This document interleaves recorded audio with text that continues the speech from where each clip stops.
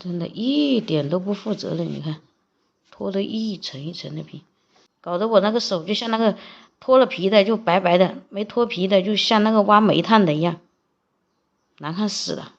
今天终于出太阳了，真的久违的太阳。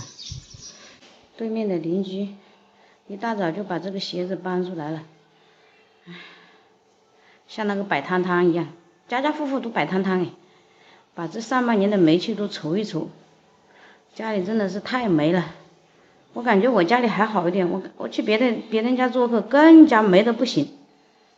出大太阳，把这些席子啊全部洗了铺上去，现在可以盖席子了。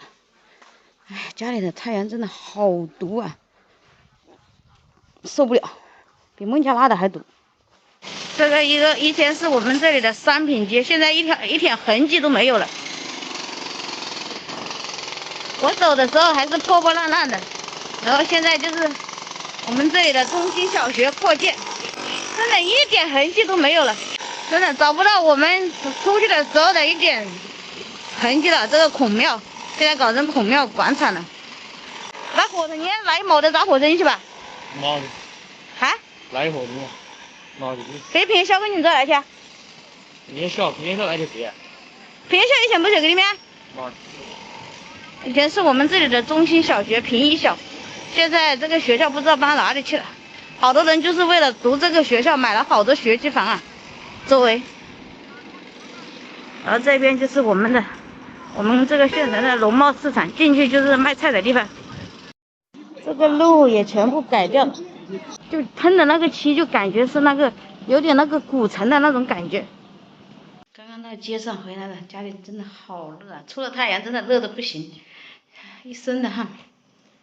今天买了空调，买了洗衣机，然后我那个旧洗衣机折了100块钱人民币，刚好碰到我弟媳妇她到她娘家摘西瓜，我就拿了一个，开一下吃一下，放在那个篮子里面，全部烂掉了，自己家里种的好一点。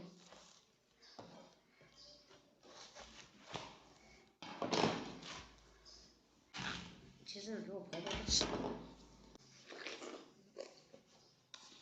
家里自己种的西瓜就不是那种催熟的，有那种甜中，那个甜度不对啊，不是我们在孟加拉吃的那个甜度。吃西瓜，2把给它拿来搬去。你不抢西瓜？要死了，不抢西瓜，来，让你婆婆抢。我儿子连西瓜都不吃，呀，真的是20岁的人了，连西瓜都不吃。那我一个人吃西瓜，还没有什么真正熟，但是很甜的，自己家种的嘛，就比买的要好一点，味道要好一点。可以修得好吗？修得好啊？啊？那半毛银了，2毛银了。修得好帮我修了吧？修得他给我拿来，我300块钱再退。300块钱你可以给我办卡。那谁在那边去啊？啊？谁在那边去？这边去吧。啊，这边去呗。